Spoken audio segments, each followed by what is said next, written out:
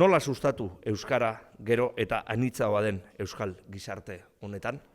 Nola bermatu kalitatezko hezkuntza euskara ardatz duena ikasle guztientzat eta inor bide bazterrean utzi barik?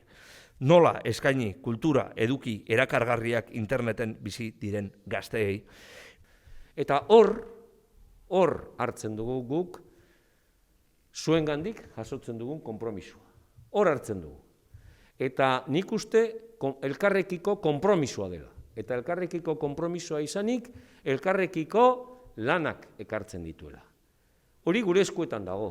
Eta gure eskuetan daukagunez, gure eskuetan guk zehaztu beharko dugu, eta guk lan egin beharko dugu. Zuekin eta gainerako guztiekin. Guztiok egiten baitugu euskararen mundua, guztiok egiten baitugu Euskal Herri hau.